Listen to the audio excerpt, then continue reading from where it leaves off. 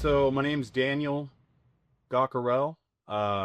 In 2006, February to March timeframe. I don't have a definitive date, but I was in the very last stage or phase of Ranger School, and I had a bad jump, and I sustained an L1 compression fracture and some pretty good TBI, traumatic brain injury. But it was mainly the back, and because of that, I was housed in a little medical facility right there in Eglin Air Force Base, and which is down near Destin, Florida, Panama City Beach, Florida, right on the Panhandle there.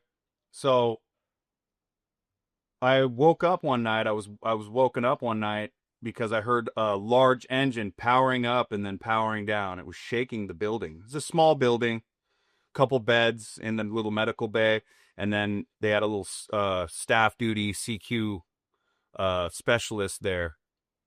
And I think he was a specialist or sergeant, but he was manning the desk, in case anything happens, has to wake us up. Fire watch, basically. Yeah. And I got out of my bed. I was in a framed, kind of keeps your back straight. It's like I felt like a robot.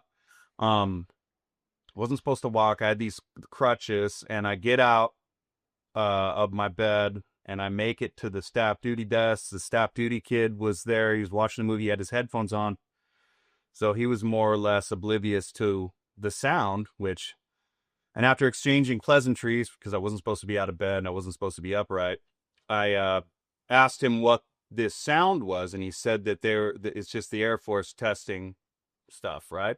So I bum a cigarette from him. I step outside and I look to my left, and about, I would say, 400 yards, there was a clearing, and surrounding this clearing is these high mass portable generator lights like they use on construction for in roadways that you see and stuff, and highways and stuff like that. And I saw Humvees, military personnel out there, look like, and some black SUVs. And I see hovering about 15 to 20 feet off the ground, this giant, maybe 300 or so feet in length aircraft. There was no visible cockpit, no visible like traditional fuselage or engine. Like I couldn't see it. It was different to me. So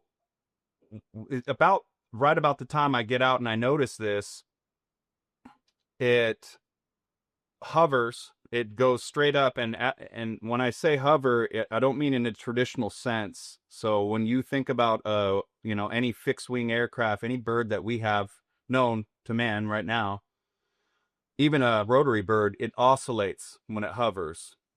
This just goes straight up, and it's dead quiet. Nothing, not a sound. I could hear the buzzing from the generator lights, right? So this gets about to the canopy, like height, a little over the canopy, and does a slight bank and takes off, and it rips right over the canopy, like looks like it was heading northeast.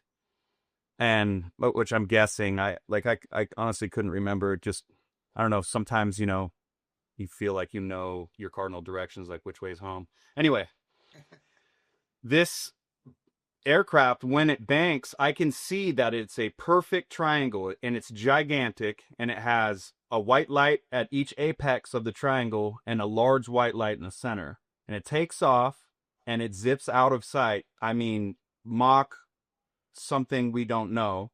And I mean, it takes off. And the biggest shock to me at that point was there was no audible report. There was nothing, like something going that fast, it's going to bust the sound barrier, you're going to hear it. And I didn't. I heard nothing. And at that point, again, it was just the buzzing of the generator lights out there. I watched this as I'm smoking my cigarette, seemingly do several touch and goes, but it doesn't go down at that little drop zone that it took off. It just comes back, stays there for a second, couple seconds, and then takes off again. Comes back, stays there for a couple seconds, takes off again. And at that point, I grew bored of it, and I was impressed, obviously. But I'm like, okay, this is our military testing some awesome technology. And, again, this isn't my wheelhouse, so I'm not, this is, I'm not really realizing that this is some sort of 0 point energy or something that we've never seen before. So it's nothing like I've ever seen before. I've never seen any military or civilian bird have the capabilities that something like this has. Again, there's no signage, there's no visible cockpit, fuselage. There's nothing that I can see that would make me think it's any kind of traditional bird that we've seen or I've heard about. It takes off, and I go back inside, and that's it. So the biggest thing to me, and when we were discussing it, is the notable observations, and that there's a zero oscillation, right? The propulsion and noise, there was no audible report, no hum, nothing. What was it? It lacked like an obviously visible cabin, any signage, engine housing, exhaust systems, and it's the sheer speed that that was one of the most notable things. So Yeah. I want to ask you the obvious questions that people are going to ask. I think I'd like to ask them. First off, and we can do them in short order, but just first off, when you say like gigantic, like obviously you were impressed by this. You say you've never seen anything like this. As you say, birds, planes, you've been around them. What was like, how big was this? Why was it in your mind different? Like, from nose to ass, this thing could take up a football field. It was like 300 feet or so, I'm guessing. But yeah, approximately probably like 300 feet, maybe 15 to 20 feet in its thickness from that profile view. wow. And honestly, I can't remember seeing anything else. I was trying and squinting so hard to see the tail, anything that would register visibly, like a tail or something like that. There was nothing, no fins or nothing like that. Right. So this is not a typical aviation, meaning you've got a perfect triangle that is at one point hovering completely silent to the point where you can hear these generators around it. And it shoots off at a speed where you should have heard some sort of signature from it, is what I'm understanding from you. So you're looking at a type of aviation that we don't see every day, is a good way to say it. Yes. Yeah. Yeah. Yeah. Okay, well, let me ask you back. Let's go back about the sound. At first, there was something loud enough that it got you out of basically sick bed and to get outside and, got you to physically get up. So what was it that you were hearing initially, or was it just the vibrations of the building, or what were you hearing? I mean, it could have been the vibration of the rumbling of the building at first, but I mean, it was, when I came to, I could hear it I could hear that rumble, that, like it's powering up and then powering down. Something's powering up and powering down. Wow, so like And that was electrical, multiple times. like electrical energy going ratcheting up and then back down again. Yes. You heard that many times? Mm-hmm. Yes. So by the time you get outside, there's no like screaming engines or anything. Was it at that point No. completely silent? There was no more powering up, powering down when I got outside. I mean, it might have stopped maybe at that time. I was engaged with the back and forth with the staff duty kid. So, And he's seeing it nothing. too? Is the staff No, duty so kid? when I asked him, he said, "Oh, that's just the Aurora project. It's the Air Force testing some bird," which I was later told, in Washington circles, that a lot of times they'll give shit names to that might be from another project. So it's kind of out of sight, out of mind. Right. So you But don't go around telling everybody what you saw, but you never signed an NDA or anything like that no, for seeing this. Yeah. No, I've always kind of been a little apprehensive about like talking about this now that I'm realizing it's such kind of it's a pretty big deal. Because again, you have to understand that for years to me, I mean, I think I told a couple people, and the guys that I was talking to were the guys that uh that's their wheelhouse. They, they're the Top Gun guys. They like, when they have the guys that when you see an aircraft, they're like, that's an FA-18 Super Hornet. Yeah. And I was, I brought it up to them. And that's actually coincidentally what kind of led me to you. Mhm. Is through a friend who is known in y'all circles and the DC brass circles, and that's what led me to you. So Well, yeah, I'm glad that I got to hear your story. I just thought it was important for other people to hear what you saw. You're not claiming you know what it is. I'm not claiming I know what it is, but it definitely, if I saw a football sized, like a stadium sized triangular craft hovering silently, just that alone, even without the takeoff you described, without a sonic boom, I mean, to me, that would be astonishing to me to see something that big hovering silently on a military base, like in the sky. I mean, was it astonishing in any way? it blew me away, the size, definitely. The first thing I saw, because it's so jet black, is I just saw that they were doing something out there with all the lights, and it took me a second to notice that, holy crap, here it is. Um, but yeah, outside of that, like, I was simply just blown away by how fast it was and not hearing any kind of audible report, any kind of sonic boom or anything. Right. I wanted to hear a little bit more about that. So when you're talking about, the thing moving, so there was no air displacement, there was no sound like a sonic boom. Was it faster than anything you've ever seen fly before? Was it instantaneous? Did it move slowly? How did it shoot It off? was it was instant, and it was far and away just like the most violently fast thing that I've ever seen.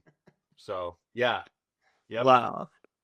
yeah. Well, I, I I think it's lucky that you got to see that. It's amazing you didn't have to sign any NDAs. I know you've provided your full testimony to Congress, and they thought it of value enough to want you to testify to the American public about seeing it, because whether this is non-human intelligence, reverse engineered craft, or it's just a technology that is being held back from common day use, I think it's the secrecy that was kind of disturbing to Congress. I also know that the FBI was interested in hearing your full detailed account, and that you did testify to the FBI. So you've done your service and you've testified to everybody. And I'm grateful for that. But now the American public gets to hear and put that in whatever box they want, because to me, it's hopeful, man. To me, that this is obviously a craft that the United States government is in somehow operating or facilitating the operation of. And it's been, always a question, is if our government has reverse engineered anything or has any of this technology under their control. So I'm kind of optimistic from hearing your account, because it sheds a little light on what our government is at least doing with one of these craft. So I don't know, man. Thank you for testifying. Do you have any final thoughts or anything you want to tell me?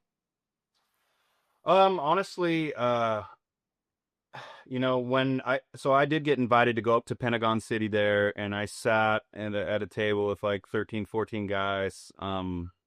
I brought my buddy up there for backup because I was a little sketched out. I'm not used to this kind of stuff, and I don't chase clout or anything. That's one of the reasons you've never seen me on anything like this before.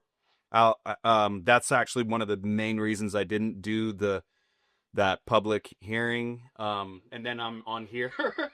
But so I got my way, man. I was squeezing you. I was yeah. like, people gotta hear Yeah. what you saw, But and after, you know, discussing at length about this, I do feel that it's important that people know about it. I'm not one of those guys that more or less has to have the information right there. I understand like the need for the clandestine stuff. I was in the military. I get it. But at the same time, if it's something as spectacular as this, I mean, that would revolutionize travel. I mean, who knows, right? So um, and as far as being approached by anybody else, Arrow has yet. I've I've been told that they want to talk to me, but I've again been, and we talked about this before. I'm a little apprehensive about doing that and telling my story to certain people or groups, given Arrow's kind of propensity to more or less, belittle the whistleblower's story. I'm not, I don't know. I just take it or leave it. You can believe me or not. To me, again, I'm kind of flabbergasted that I can just see this and it's just so right out there. So, I mean, if it's so clandestine, how could again, it's a little bit of a remote area. I get it. And it is a secure area. But, if it is that sensitive of information, then you would think they should have told you. yeah, exactly. Well, Yeah, no, I really appreciate everything that you guys are doing. Uh, I, I'm a little intimidated, I mean, I'm comfortable with you now, but it's still very intimidating meeting guys like George and them and stuff, people that I've like listened to. Again, this isn't one of my big things, but I've always taken an interest in the unexplained, Yeah. So, it's kind of serendipitous that I kind of sort of get to be a part of it now, Good. but, Yeah. Brings me to the last point, which is something you wrote in your congressional testimony. The last thing you wrote, you said the observed phenomenon displayed characteristics inconsistent with conventional aircraft technology known at the time. The size, silence, stability, and speed of the object suggested an advanced aerial platform. And you wrote, this account is provided for further investigation and documentation. And that's what I really liked about your testimony that you did provide to Congress, that written testimony, is you're like, look, we just need to investigate and we need to document this because this is outside of the norm of what we're told exists. You shouldn't jump to any conclusions based on what other people think. You saw what you saw. You reported it the way you did to Congress and also speaking with the FBI, whoever else you do, but now you're reporting it to the world. This is what you saw. So I just want to say thank you so much for taking the time. I know it's been a long time you and me talking. You didn't want to come forward with this, and I respect that, but it's my job to push you. So. Yeah. Well, who knows? This might segue into, or might be the catalyst, maybe for something else on this, because I forgot to mention too that when I did go up to that meeting up there, Pentagon City, I talked to a couple other whistleblowers. You know of one, and actually, both of them, and they both talked about the same exact craft. It would be one thing if it was, oh, I saw a flying disc, and oh, this guy saw a flying disc, but no, he's literally telling me and like just going down the list and checking off every characteristic of what I had seen, so that's what's really creepy to me. It kind of blows me away that, all right, this isn't just, Farmer Brown, not pushing any, hate or anything to, like the regular John, Joe Schmo, civilian, but, we're having like, Navy pilots and like top brass and stuff like talking about these things. And it's very, very weird to me that we're sitting here doing these like congressional hearings, because I feel like if this was like the 50s or something, the whole world would stop and we'd be like, okay, what is this? Like, Right. He who has the answers, show yourself, come out, tell us what's going on, or I mean, just or tell us, hey, this is something we're working on. Can't tell you about the information as of yet. It's not stable, whatever reasons that they have. But I think it's just this glaring elephant in the room in everything we do and every step we take. I mean, Yeah. I get it. I can see that, John Q. Public's gonna say, wow, that's crazy, and then they're gonna scroll to the next whatever it is, Well, hopefully they're going to scroll to an episode of Weaponize and they'll hear it again. But look, Yeah. man, I really appreciate it, and I appreciate you sharing this because I know you don't really want to go public with stuff, and I appreciate that. Though I do think it's really important. Your account gives me some sense of hope that we have some control over this technology that we've been seeing. Obviously, not piloted by us, 100 years ago, but today it seems like we have some sort of control. So, go USA. I hope that's the case. So your account gives me that little bit of hope. Anyway, man, thank you so much. I can't wait for the world to hear your testimony, and we'll probably talk soon. Thank you. Thank you so much. Thank you to you, George, all of your constituents. You guys are literally spearheading this fight for disclosure. It's very historical.